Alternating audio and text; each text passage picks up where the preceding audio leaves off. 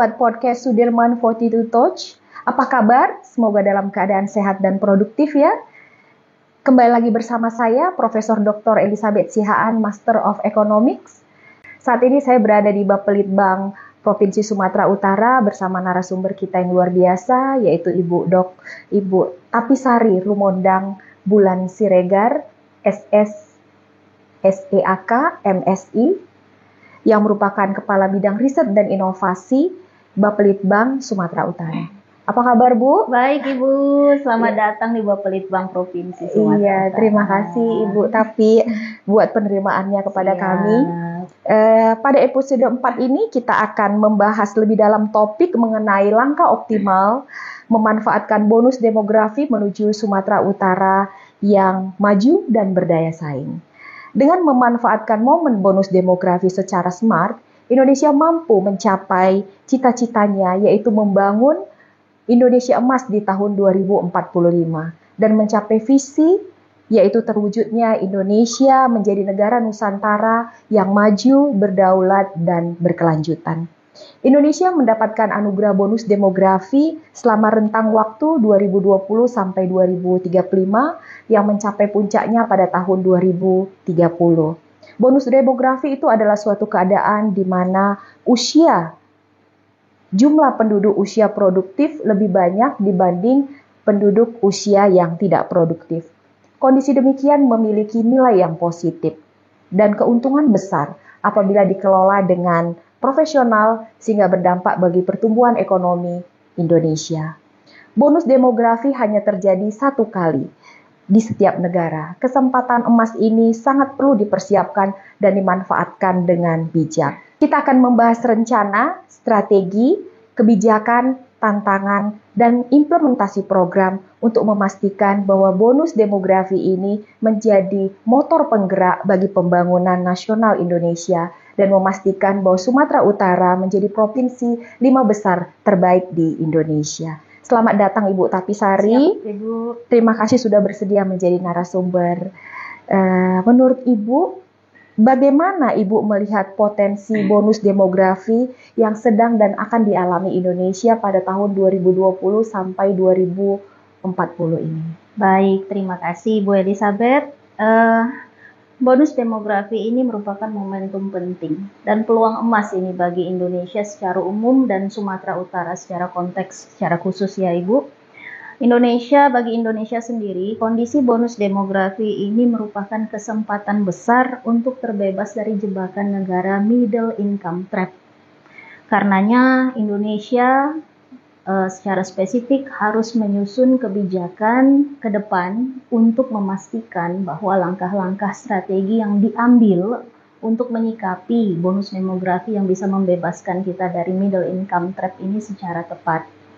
Kebetulan pada momentum yang bersamaan, Indonesia, provinsi dan seluruh kabupaten kota di seluruh Indonesia sedang dalam proses penyusunan rencana pembangunan jangka panjang untuk tahun 2025 sampai 2045. Momentum inilah yang paling tepat untuk diintegrasikan berbagai langkah dan kebijakan yang strategis dari berbagai sektor, dari tahapan transformasi mulai dari sosial, ekonomi, infrastruktur, lingkungan, dan sebagainya untuk dapat memanfaatkan potensi bonus demografi ini secara sebaik-baiknya. Oke, terima kasih Bu. Jadi sebenarnya bonus demografi ini memang harus kita persiapkan secara matang sampai di tahun 2045. Benar sekali. Jadi sesuai juga dengan rencana pembangunan jangka panjang ya Bu ya? Benar. Oke. Berdasarkan kata data perusahaan riset pada tahun 2022, jumlah penduduk usia produktif di Indonesia sekitar 190,83 juta jiwa, sedangkan penduduk usia tidak produktif sekitar 84,54 juta jiwa. Berarti rasio ketergantungan atau dependensi rasio sebanyak 42%. Artinya bahwa dari 100 penduduk usia produktif menghandle sebesar 44 atau 45 orang usia yang tidak produktif. Menurut pandangan Ibu, ya, Berdasarkan perbandingan itu, apa yang telah dipersiapkan dan apa yang akan dilakukan oleh pemerintah agar bonus demografi itu berperan penting dalam mendorong pertumbuhan ekonomi Indonesia terkhusus Sumatera Utara. Baik, Ibu Elizabeth. Pemerintah, baik itu pemerintah pusat dan pemerintah provinsi, menjadikan kondisi bonus demografi ini sebagai dasar dalam perencanaan pembangunan yang diintegrasikan ke dalam dokumen RPJPN, RPJPD jangka panjang, kemudian RPJMD yang nanti akan diderivasikan ke dalam rencana kerja perangkat daerah dalam RKPD 1 tahunan. Sehingga harus dipersiapkan berbagai sektor yang memang benar-benar mendukung optimalisasi pencapaian pemanfaatan bonus demografi tadi. Untuk sektor pertama mungkin kita bisa elaborasi kepada sumber daya manusia yang berkualitas. Contohnya seperti persiapan pelayanan perlindungan jaminan kesehatan, peningkatan kualitas pendidikan, literasi, baik itu peningkatan kurikulum, integrasi antara kualitas pengajar, kemudian diklat, bimtek, segala sesuatu yang memang orientasinya kepada peningkatan kualitas sumber daya manusia, terutama penyiapan generasi muda. Kalau kita bisa sampaikan, yang nanti akan menikmati bonus demografi komposisinya adalah generasi bukan kita lagi sebagai generasi milenial, tetapi mungkin generasi alfa yang memang nanti akan menikmati bonus demografi di tahun 2035 sampai 2045. Kemudian peningkatan kualitas pada sektor kesehatan itu juga sangat penting. Peningkatan skill pekerja yang diintegrasikan ke dalam penyiapan balai latihan kerja. Skill di sini persiapan untuk angkatan kerja kita, bagaimana mengintegrasikan skill-skill tersebut adaptif atau tidak yang dibutuhkan untuk bonus demografi ini. Contoh yang paling simple, mungkin kita harus menyiapkan apa sih yang harus kita siapkan untuk menuju artificial intelligence atau era revolusi industri 4.0. Mungkin nanti beberapa tahun ke depan kita tidak menghadapi 4.0 lagi, tetapi 5.0, Bapak Ibu. Kemudian juga UKM dan IKM, bagaimana untuk menyiapkan generasi kita yang akan menghadapi bonus demografi ini, bagaimana lebih familiar dengan startup atau wirausahaan baru, skill-skill yang berkaitan dengan literasi digital, artificial intelligence, dan sebagainya. Dan jangan dilupakan juga untuk sektor infrastruktur, penyediaan fasilitas infrastruktur dasar, peningkatan layanan teknologi dan IT, contohnya seperti jaringan internet dan sebagainya. Saya rasa demikian, Ibu Elizabeth. Iya. Kalau kita membahas mengenai kualitas kesehatan ya Bu ya, kualitas kesehatan itu sangat signifikan mempengaruhi produktivitas dan kreativitas. Apa yang sudah dilakukan oleh Pemprovsu secara teknis dalam bidang peningkatan kualitas kesehatan para generasi muda yang akan memasuki bonus demografi ini? Baik, kalau kita bicara sektor kesehatan dan kaitannya dengan bonus demografi, berarti kita harus menyiapkan generasi yang bebas dari stunting. Yang sudah dilakukan oleh Provinsi Sumatera Utara untuk menurunkan prevalensi stunting antara lain memberikan makanan tambahan untuk ibu hamil dan balita dalam rangka penurunan prevalensi stunting. Merupakan kegiatan konvergensi ini tidak hanya dilakukan oleh Dinas Kesehatan Provinsi Sumatera Utara saja, tetapi bekerja sama dengan dinas-dinas terkait lainnya. Kemudian peningkatan kapasitas layanan kesehatan seperti fasilitas kesehatan rumah sakit, kemudian kampanye gerakan masyarakat sehat atau GERMAS melalui peningkatan kapasitas, edukasi pada masyarakat di 33 kabupaten kota. Kemudian juga telah memberikan bantuan jaminan kesehatan, penerima bantuan iuran PBI provinsi kepada masyarakat kurang mampu kepada kabupaten kota di Provinsi Sumatera Utara. Memang stressing yang kami tekankan di sini adalah kepada bagaimana menyiapkan generasi muda yang bebas stunting dan berkualitas dalam kesehatan untuk menyiapkan mereka menikmati bonus demografi kita ini. Oke, jadi selama ini udah dilakukan sampai ke puskesmas Bu, kegiatan stunting itu? Kita bekerja sama dengan Dinas Kesehatan Provinsi yang pastinya berkoordinasi dengan Dinas Kesehatan dan Puskesmas di Kabupaten Kota. Pemberian makanan tambahan ini juga diarahkan atau disasarkan kepada kabupaten kota di seluruh Provinsi Sumatera Utara. Dan ini menggembirakan karena target untuk penurunan prevalensi stunting kita juga cukup menurun signifikan ya Bu ya. Menurun signifikan. Dari 21% pada tahun 2022 menjadi 14% pada tahun 2023. Jadi kita optimis ya bahwa prevalensi stunting untuk Sumatera Utara dapat ditekan dan ini menjadi salah satu faktor yang cukup signifikan dalam menyongsong bonus demografi. Iya, terima kasih Bu.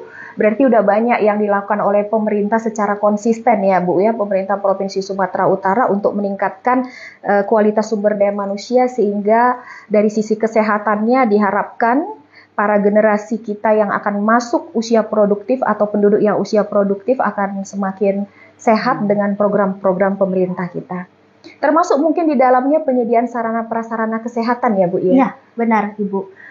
Untuk penyediaan sarana prasarana kesehatan, kita juga sudah bekerja sama ya untuk meningkatkan fasilitas seperti pembangunan Tower 1 Rumah Sakit Haji Medan ya, kemudian juga fasilitasi bus medis juga kita ada, bus medis bergerak ya, yang menjangkau kabupaten kota di Provinsi Sumatera Utara.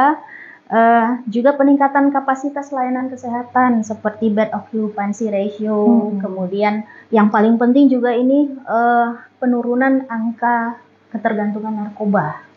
Nah, karena ini korelasinya sangat erat dengan menyiapkan generasi yang mumpuni menyambut bonus demografi. Bagaimana kita bisa menyiapkan generasi yang mumpuni kalau masih terefek pada narkoba. Ya, Bu. Makasih Bu. Setelah kita tadi membahas banyak hal, pasti akan banyak tantangan yang akan dihadapi oleh Pemprov Su di dalam mengoptimalkan bonus demografi ini, Bu. Apa aja tantangan yang sudah dirasakan dan yang akan kita hadapi sehingga bonus demografi itu bisa tetap kita nikmati? Baik, Ibu Elizabeth. Tantangan pertama masih ada di sektor kesehatan, terutama permasalahan kesehatan masyarakat seperti stunting tadi, kemudian untuk penanganan beberapa jenis penyakit menular seperti TB, tuberkulosis ya, kemudian untuk penyediaan jaminan kesehatan dan universal health coverage untuk seluruh penduduk. Jadi universal health coverage ini dapat diakses oleh seluruh penduduk. Kemudian peningkatan kualitas pendidikan yang tadi kita sampaikan. Mungkin sebelum ke situ kita ke narkoba lagi ya Bu ya. Itu yang paling penting karena Sumatera Utara itu memang termasuk terkategori provinsi yang tinggi tingkat narkobanya. Mungkin itu juga yang perlu kita fokuskan ya Bu ya.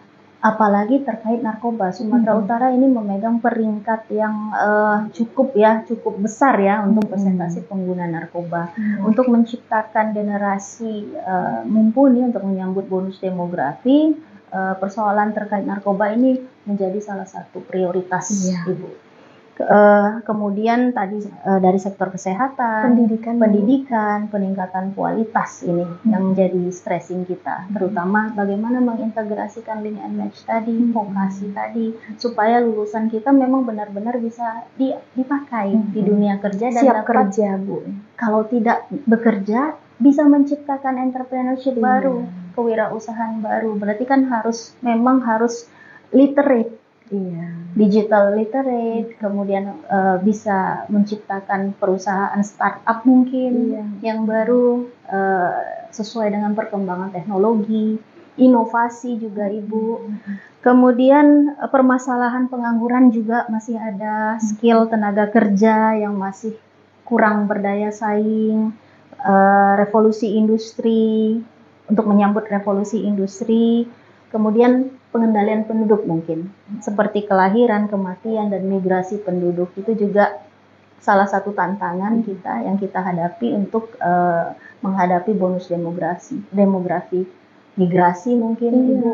Kalau migrasi kan bonus demografi itu dihitung dari penduduk yang non produktif mungkin migrasi. Jadi dependency ratio tadi yang seperti Bu Elizabeth sampaikan, jadi lebih banyak mungkin yang mengampu penduduk non produktifnya begitu. Jadi itu banyak yang harus kita antisipasi. Untuk skala global mungkin persaingan bukan mega apa itu? Megatrend politik ya. Megatrend politik ya. Geopolitik. Ya. Untuk skala global mungkin terkait geopolitik ya, kondisi disrupsi yang terjadi di kawasan Timur Tengah, kemudian isu-isu global lainnya, Ibu. Isu-isu global seperti di Teluk Cina Selatan itu juga mengganggu sekali, Bu. Apalagi daerah itu kan dekat dengan Indonesia. Isu-isu seperti inilah yang mungkin harus kita antisipasi langkah-langkahnya untuk menghadapi bagaimana impact-nya nanti kepada strategi kita dalam penyelesaian bonus demografi, pemanfaatan bonus demografi ini. Kalau kita lihat negara-negara seperti Jepang, Singapura, Cina, mereka itu telah sukses melewati masa bonus demografi sehingga membuat negara itu menjadi negara maju ya Bu ya, seperti Korea Selatan gitu. Kita sebenarnya harus belajar dari mereka, terutama dari sisi pendidikan. Kita lihat pendidikan di Indonesia ini masih perlu di-upgrade, terutama dalam hal bahasa Inggris, Bu. Gitu ya Bu ya. Kalau kita lihat negara-negara seperti Singapura, itu bisa cepat menjadi negara maju karena memang sumber daya manusianya itu memang dilatih untuk bisa belajar banyak bahasa, terutama bahasa Inggris. Sehingga kalau mereka mencari pekerjaan di tempat lain, mereka akan lebih mudah mendapatkannya. Karena speak English itu sesuatu yang kebutuhan kita, gitu ya Bu ya. Menurut pandangan Ibu, bagaimana ke depannya tentang sistem pendidikan di Indonesia, terutama supaya sistem pendidikan itu lebih mengarah ke membangun skill dalam bahasa, terutama bahasa Inggris. Baik Ibu Elizabeth, harus muncul dari awareness sendiri sebenarnya. Kesadaran dari dalam diri ya Bu ya. Generasi muda harus aktif ini untuk meningkatkan kualitas pendidikan yang relevan. Secara mandiri ya Bu ya? Iya, dengan kebutuhan pasar, terutama di bidang teknologi dan inovasi ya. Makanya tadi saya kembali lagi ke vokasi, karena yang paling ready to use ini adalah vokasi ini. Skillnya ditempa, kemudian penguasaan bahasa asing juga merupakan compulsory ya, untuk menghadapi bonus demografi. Contoh tadi yang Ibu sebutkan, Korea, Jepang, Singapura, Cina, mereka menggunakan English ya, bahasa Inggris sebagai second language-nya. Jadi seluruh informasi ini terserap dan gampang diimplementasikan. Tidak ada barrier lagi terkait bahasa. Terutama sekarang untuk teknologi era industri 4.0 bahkan ke 5.0, pendidikan yang baik ini, fondasi yang baik akan meningkatkan daya saing dan produktivitas, apalagi untuk mencari atau menciptakan pekerjaan yang baru. Jangan dilupakan juga terkait inovasi. Generasi muda ini kita harapkan dapat bersiap ya untuk mengembangkan startups dan usaha kecil, dapat memanfaatkan kreativitas, semangat membangun inovasi gitu ya Bu ya. Jadi inovasi ini mungkin tidak harus sifatnya besar. Kita dapat berinovasi dari hal-hal yang kecil. Setiap hari punya keinginan mencoba Ibu. kita sudah pernah berkunjung ke beberapa pelaku usaha UKM dan IKM. Banyak inovasi-inovasi kecil yang dihasilkan dan memanfaatkan produk-produk atau potensi-potensi lokal unggulan, seperti contoh gula aren. Itu di repackaging, kemudian quality controlnya bagus, itu bahkan sampai bisa diekspor Ibu ke luar negeri. Dan omset yang diterima juga bukan main-main, sudah besar dan dapat merekrut tenaga kerja. Nah, kewirausahaan startup seperti ini, mulai dari usaha kecil, mengembangkan inovasi berbasis teknologi, dan sebagainya, itu yang kita harapkan bagi generasi muda ini untuk dapat menyambut bonus demografi.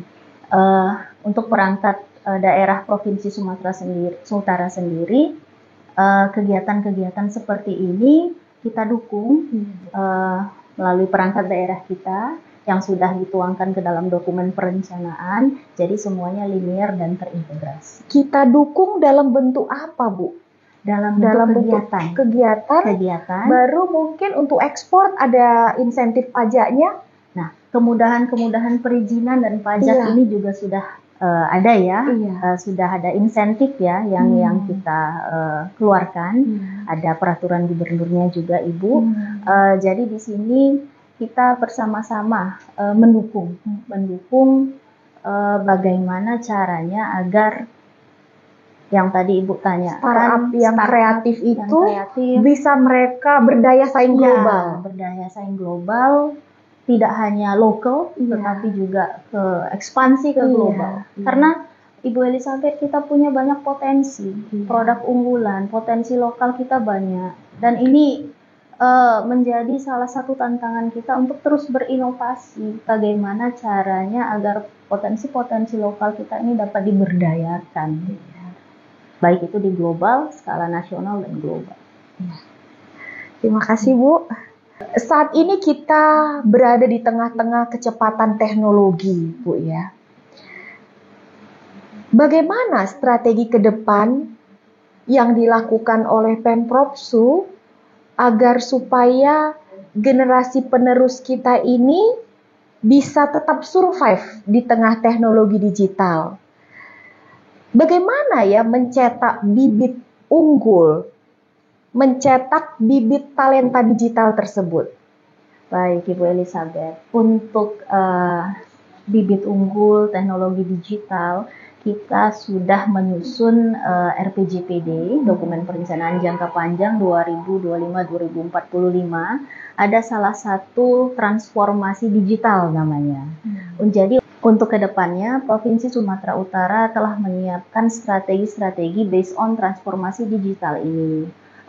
Yang paling close relationnya yang bisa kita sampaikan mungkin dengan menyiapkan generasi-generasi muda ini yang nanti akan menghadapi bonus demografi, mengintegrasikan pelajaran mungkin ya, pelajaran terkait kurikulum digital, penguasaan IT, mungkin programming atau coding ke dalam kurikulum mulai dari dasar, sehingga generasi muda yang nanti menghadapi bonus demografi tidak terlalu shock. Mereka memiliki talenta digital ya Bu ya, aware begitu dengan bahwa kedepannya digital lah yang akan take over begitu.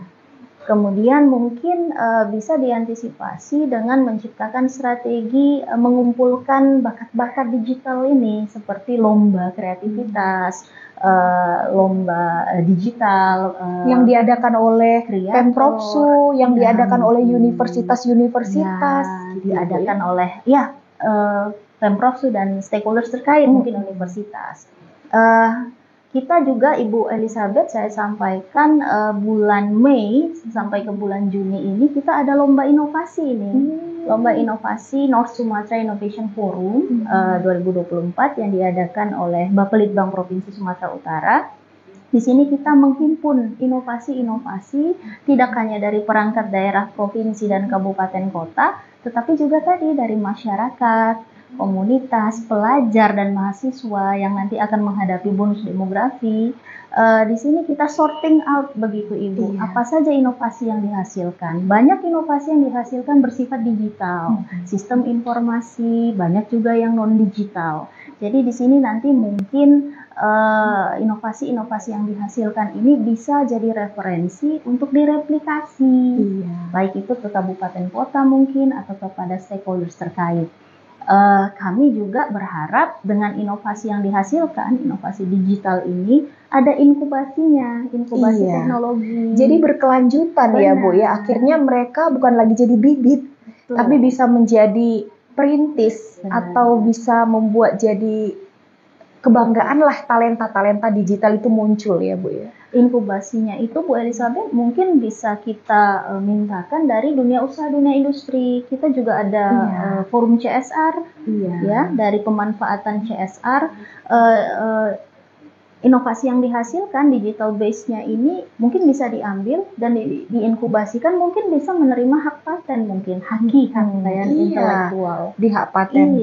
Jadi mungkin strategi-strategi ini yang kita mulai dari sekarang mungkin bisa jadi inisiator untuk kedepannya. Akan menjadi perhatian kedepannya ya Bu ya, untuk program-program supaya tercipta talenta-talenta digital itu Bu, sehingga kita semakin mampu mencapai visi Indonesia Emas 2045. Tepat sekali. Oke. Kolaborasi antar berbagai pihak dianggap penting untuk mengelola bonus demografi.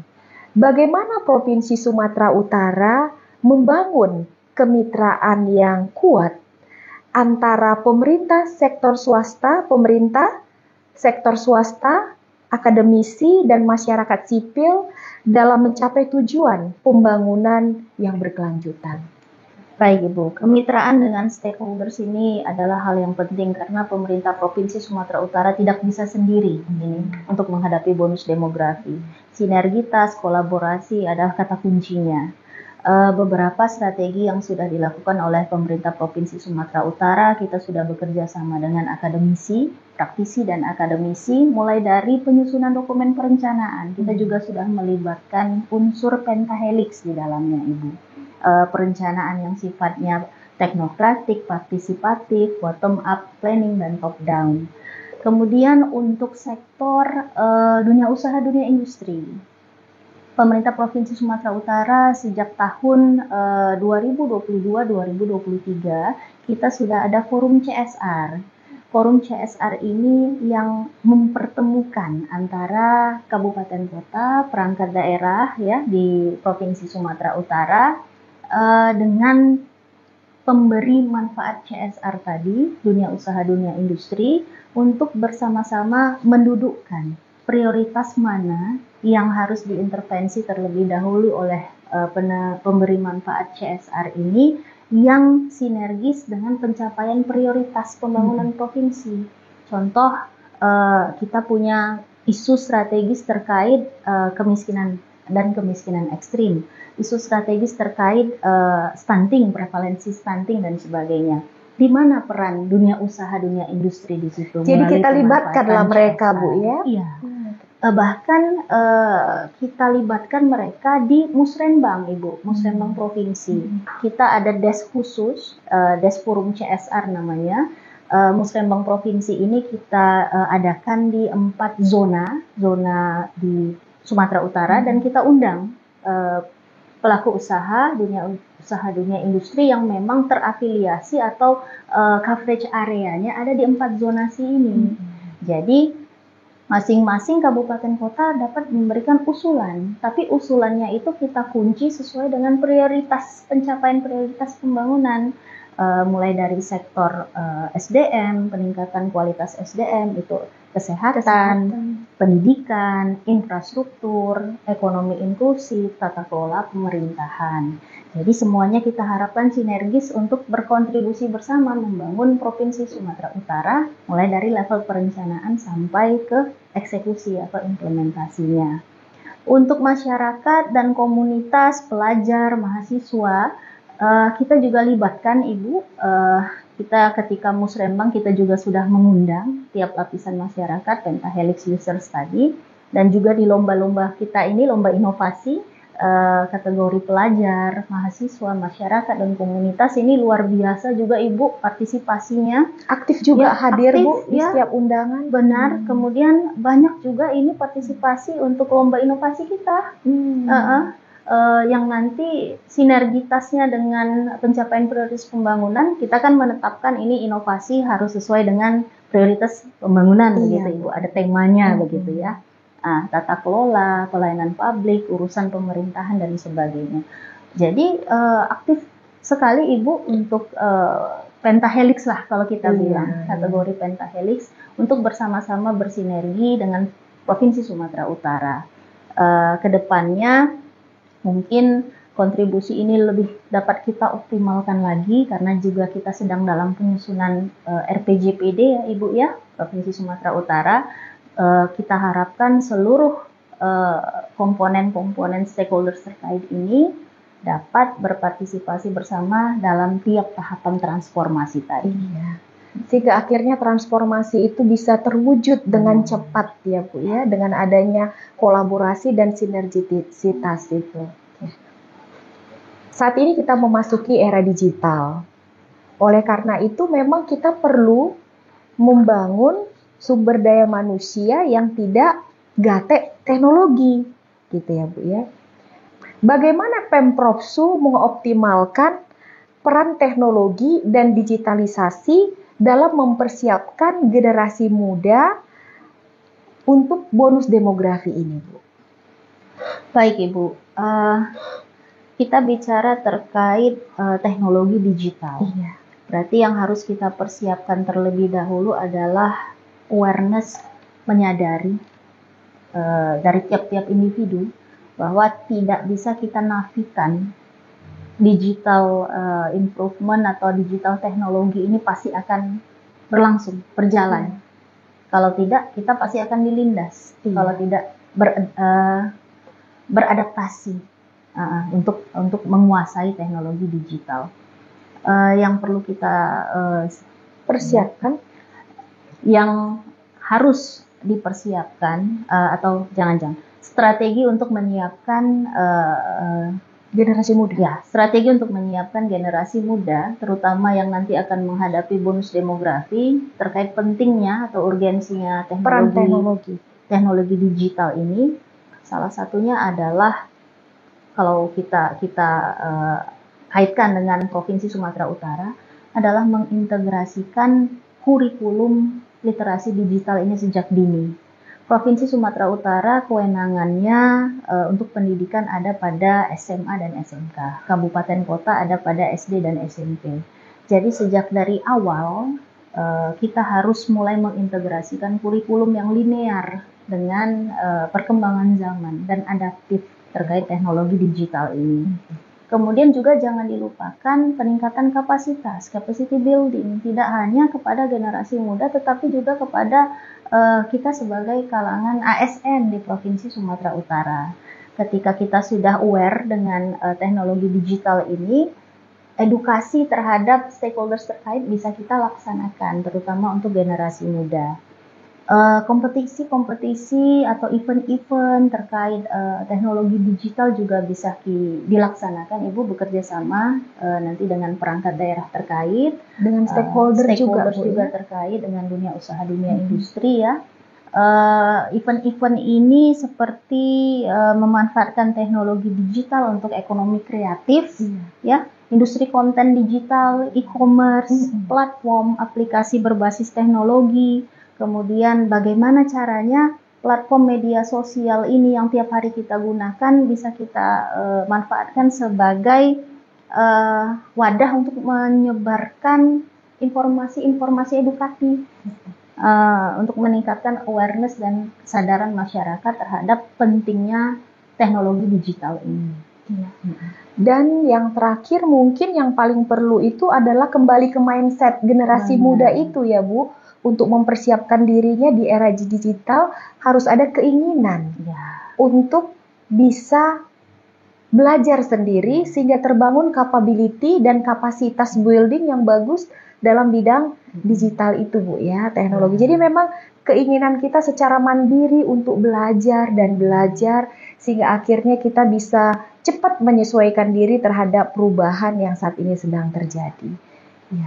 Yang terakhir, Bu, apa harapan Ibu Tapisari terhadap generasi muda di Sumatera Utara sehingga akhirnya mereka bisa berkontribusi optimal di era bonus demografi ini? Baik, untuk menghadapi bonus demografi, generasi muda khususnya di Sumatera Utara harus memanfaatkan kesempatan ini untuk mempersiapkan, membekali dirinya. Seperti tadi yang disampaikan oleh Ibu Elizabeth, bangunlah atau rangsanglah awareness. Kalau kita bilang, get up and equip yourselves. Bekali dirinya. Tapi dengan cepat ya Bu, ya nggak bisa lama ya Bu. Tidak bisa lama karena seluruh proses-proses ini kalau kita tidak mulai dari sekarang, kita akan tergerus nantinya.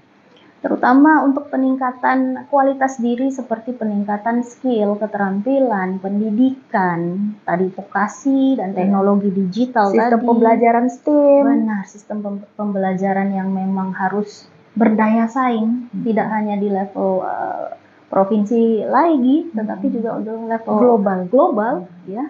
Kemudian kewirausahaan tadi dan inovasi tadi ini penting untuk generasi muda yang nanti menikmati bonus demografi. Berarti menciptakan keinginan untuk memberi lapangan pekerjaan. Benar, ya Bu ya. Ibu.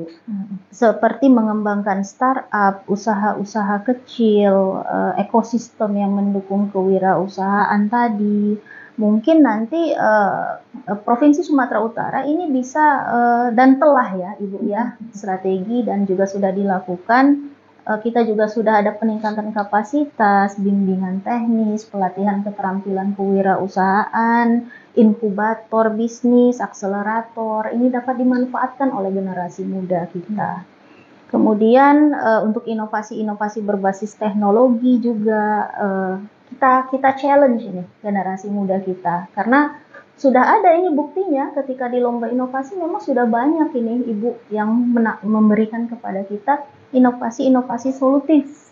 Ada itu dari sisi kesehatan, pendidikan, agriculture. Berarti kita memang harus aktif juga untuk melakukan kompetisi ya Bu ya, mengadakan kompetisi. Tapi bukan hanya pemerintah, mungkin perlu support dari dunia industri, di universitas juga ya Bu ya. Benar, karena kadang tidak terjaring itu hidden gems-nya. Jadi dengan adanya kompetisi, kita sebarkan informasi ke semua media sosial sehingga banyak yang akhirnya mengikuti.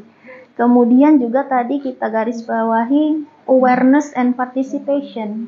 Jadi kita harapkan generasi muda ini jangan lagi menutup diri, tidak mau terlibat dalam proses misalnya politik atau pengambilan keputusan atau kebijakan. Terutama dalam penyusunan dokumen perencanaan yang melibatkan pentahelix. Mereka kita harus libatkan ya Bu ya. Terlibat karena rupanya banyak ide-ide kreatif dari mereka ya Bu ya. Apalagi partisipasi dalam organisasi kepemudaan, komunitas, dari forum diskusi dan sebagainya. Seperti kita pada hari ini Ibu, kita diskusi ya melalui acara podcast kita. Kemudian hal-hal seperti ini, peningkatan awareness, capacity building, meningkatkan informasi dan akses. Jadi untuk generasi muda itu jangan lagi blocking your mind begitu. Tapi harus open minded. Yes, open minded.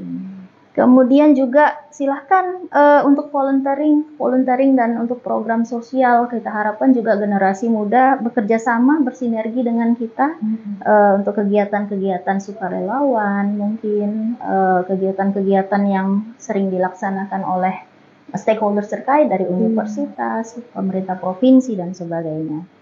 Kemudian poin selanjutnya ini yang tak kalah pentingnya, pengembangan diri dan gaya hidup sehat. Tadi dari awal kita sudah cerita tentang bahaya narkoba, ya Ibu, menjaga gaya hidup sehat. Makanlah apa yang membuat kita sehat gitu ya Bu, bukan makanlah apa yang kita suka. Tapi generasi muda sekarang cenderung begitu ya Bu ya, makan apa yang disuka gitu. Padahal yang benar itu adalah makan apa yang kita anggap menyehatkan tubuh kita. Itu rutin berolahraga juga Ibu. Jangan ciptakan kondisi di mana kita pasif begitu, karena kita tidak tahu, kita tidak dapat memprediksi ketika 2020 kita terkena dampak pandemi COVID. Kita tidak tahu nanti di 2035 ketika menghadapi bonus demografi mungkin bukan pandemi COVID lagi, mungkin gaya hidup. Obesity, diabetes, obesitas. Karena kita minim kebanyakan sekali pergerakan sedikit ya Bu ya. Menjaga kesehatan mental juga Ibu bagi generasi muda. Kemudian yang terakhir mungkin pemanfaatan tadi itu teknologi, e-commerce ya, platform media sosial tidak hanya untuk sesuatu yang sifatnya entertainment, tetapi juga mengedukasi, edukasi. Dan yang paling terakhir tidak dilupakan mendorong kesetaraan gender dan inklusi sosial. Kita tidak dapat melupakan hak-hak minoritas, kelompok disabilitas, kelompok marginal. Kita pastikan partisipasinya semua lapisan masyarakat untuk dapat ikut bersama bersinergi dalam pembangunan ekonomi, pencapaian prioritas pembangunan di Provinsi Sumatera Utara. Oke, bagus sekali. Banyak harapan kita ya Bu ya untuk generasi muda ini, luar biasa sekali. Kita juga menghadirkan narasumber kedua dari Bapelitbang Provinsi Sumatera Utara, yaitu Ibu Aryani Septenti Kartini, STMT Magister Engineering, yang merupakan fungsional perencana, ahli muda. Selamat datang Ibu. Terima kasih Prof. Karena Ibu di bidang perencanaan ahli muda, ada beberapa pertanyaan yang memang secara teknis kami butuhkan Bu ya. Apa yang dilakukan Provinsi Sumatera Utara ke depan dalam menciptakan lapangan pekerjaan sehingga mempersiapkan semua usia produktif mendapatkan pekerjaan yang layak? Terima kasih Prof. Elizabeth untuk menciptakan pekerjaan yang layak bagi Provinsi Sumatera Utara ke depannya, apalagi dalam menghadapi bonus demografi yang memang sudah akan dimulai dari 2020 sampai nanti 2040 ke depannya. Di dalam, kita kan saat ini sedang menyusun RPJPD. Nah, di dalam RPJPD itu kita dibagi menjadi 4 tahapan. Yang pertama itu adalah tahapan fondasi. Nah, di fondasi inilah nanti yang kita perkuat SDM yang berkualitas seperti tingkat pendidikan, yang kemudian seperti yang kita tahu nanti ke depannya pun akan ada lapangan-lapangan pekerjaan yang mungkin akan hilang.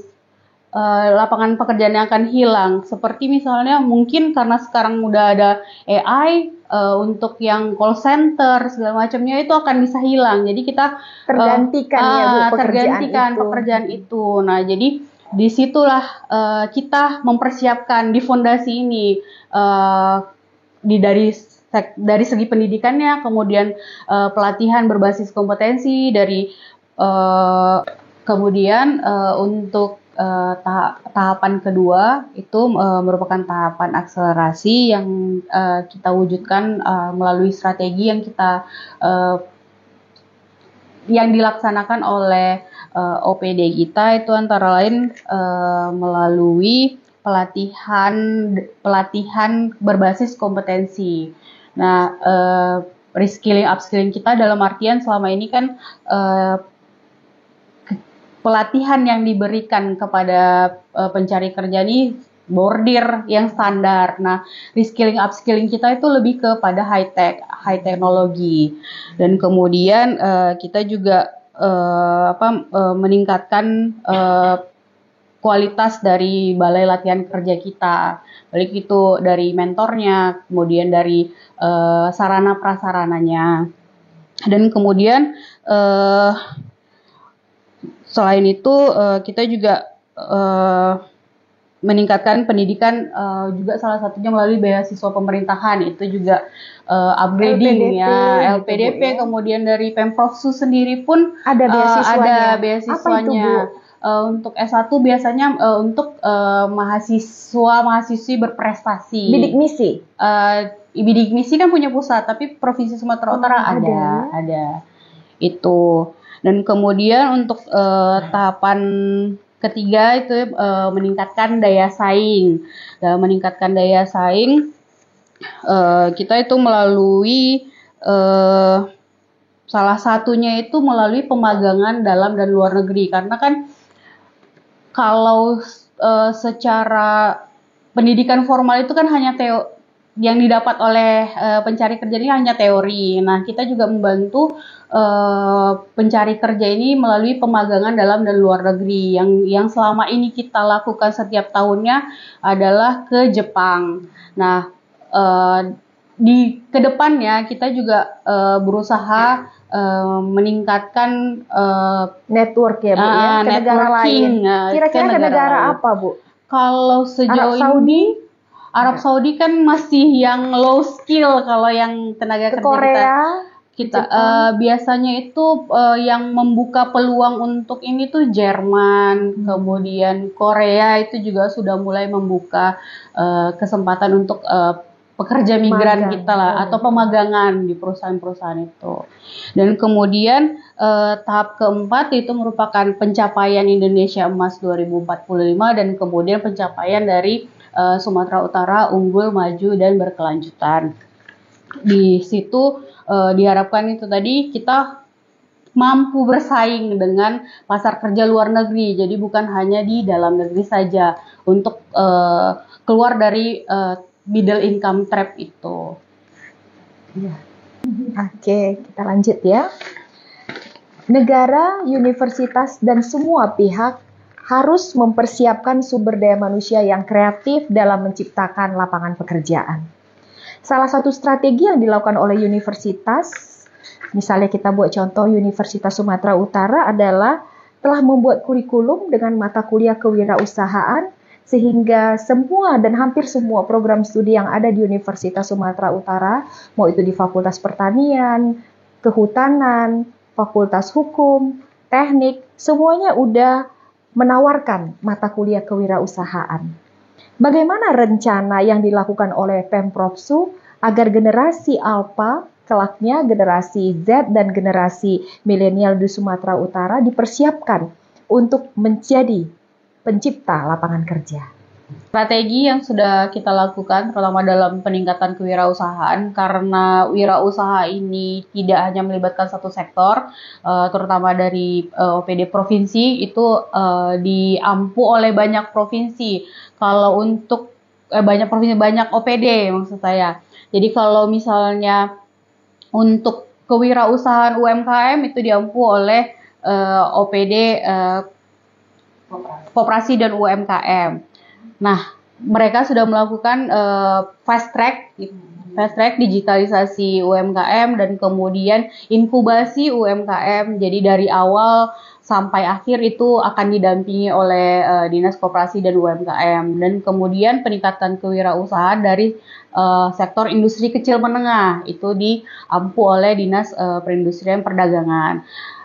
Dan mereka juga mengadakan pelatihan-pelatihan untuk upgrading dari teknologi yang digunakan oleh IKM, dan kemudian untuk pemuda, justru untuk pemuda strategi yang sudah kita lakukan itu di Dinas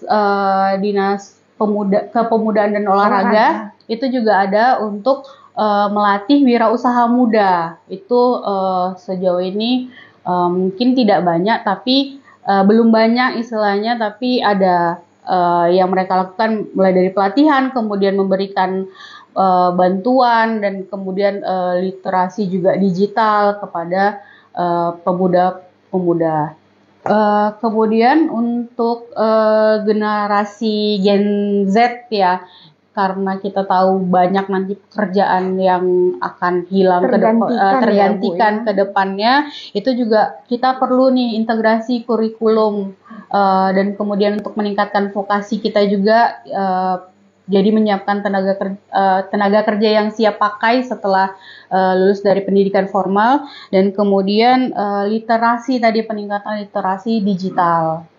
Kemudian strategi kedepannya ya untuk mempersiapkan generasi alpha itu melalui integrasi kurikulum, baik itu kita mempersiapkan mereka dari entrepreneur, kemudian literasi digital, vokasi, dan kemudian mulai dari pendidikan TK, seperti yang kita tahu kalau kita lihat dengan coding ya Bu ya, coding dan pengkodingan maksudnya. Seperti yang kita tahu kalau dari sekarang kita lihat anak-anak SD sudah mulai ada kelas bazar mereka jualan, jadi mereka sudah diajarkan entrepreneur sejak dini. Dan mungkin tapi itu kan di kota-kota besar, mungkin PR kita ke depannya itu nanti untuk ke daerah-daerah, mengembangkannya ke daerah-daerah. Supaya mereka happy melakukan entrepreneur, kayak seperti bukan tugas ya, tapi serius tapi santai gitu arahnya untuk anak-anak SD SMP. Jadi mengajarkan mereka literasi keuangan juga. Ya, seperti itu. Ya, dari kecil. Apa rencana teknis yang akan dilakukan oleh Pemprov Su ke depan dalam melakukan strategi transformasi ekonomi? Ibu Aryani, silakan Bu. Jadi agenda transformasi ekonomi yang kita lakukan itu pertama adalah optimalisasi industri hijau dan biru, yaitu melalui hilirisasi industri yang berkelanjutan, dan kemudian peningkatan ketahanan dan produktivitas pertanian yang berkelanjutan melalui nanti implementasi teknologi, kemudian peningkatan daya saing pusat pertumbuhan ekonomi seperti kawasan ekonomi khusus, kemudian kawasan industri Kuala Tanjung, dan kemudian kawasan strategis untuk pariwisata.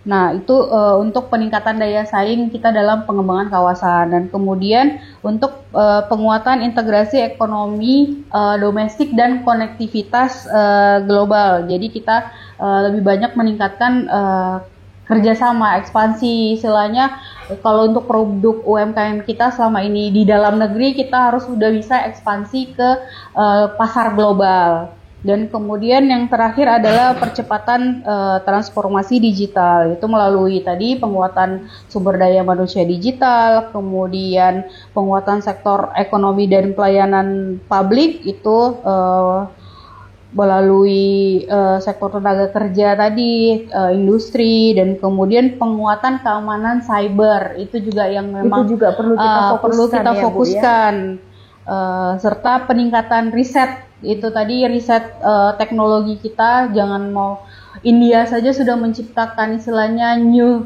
Silicon Valley. Nah, diharapkan kita juga Sumatera Utara mampu menciptakan lingkungan digital yang seperti itu. Oke. Luar biasa sekali, sangat seru dan informatif. Segala informasi yang telah disampaikan oleh kedua narasumber kita yang dari Bapelitbang Provinsi Sumatera Utara. Terima kasih Ibu Tapisari Siregar dan Ibu Aryani buat insight-nya yang luar biasa. Semoga Provinsi Sumatera Utara menjadi lebih maju dengan perencanaan-perencanaan yang tadi sudah dipaparkan dengan jelas dan implementasi yang tidak kalah hebatnya ke depannya. Terima kasih saya ucapkan kepada Bapak Kepala Bapelitbang Provinsi Sumatera Utara, yaitu Bapak Alfi Syafrija ST, Magister Engineering Science, yang telah bersedia memfasilitasi acara podcast kali ini. Dan terima kasih juga kepada sahabat podcast Sudirman 42 Touch yang tetap setia menunggu sampai saat ini. Pesan yang ingin saya sampaikan adalah tugas penting kita semua adalah memastikan bahwa diri kita, generasi Alpha, generasi Z, dan generasi milenial dilengkapi dengan kesehatan yang prima, pendidikan yang berkualitas, dan memiliki talenta-talenta terbaik dan keterampilan yang relevan dengan dunia kerja. Dan negara memastikan bahwa ketersediaan tenaga kerja itu ada di Indonesia. Sebagai penutup, mari kita ingat bahwa bonus demografi adalah kesempatan yang tidak boleh disia-siakan, kesempatan yang tidak datang dua kali. Oleh karena itu, inilah waktunya untuk kita bersatu, untuk kita berkolaborasi, untuk kita bekerja keras dan cerdas, berinovasi, dan punya kemauan mengupgrade talenta yang kita miliki, sehingga kita mampu melakukan terobosan dan transformasi. Terima kasih kepada para sahabat podcast Sudirman 42 Touch yang telah mendengar diskusi kita hari ini. Bagi pendengar yang tertarik untuk mendapatkan informasi lebih lengkap tentang topik-topik kita hari ini, maka Piki memiliki media sosial yaitu YouTube Piki Sumut, Instagram Piki Sumut, dan Facebook Piki Sumut. Jangan lupa like, komen, dan subscribe. Saya Profesor Elizabeth Sihaan, Ibu Tapisari, dan Ibu Aryani mengucapkan terima kasih. Kami pamit undur diri dan sampai jumpa. Salam Piki. Ya.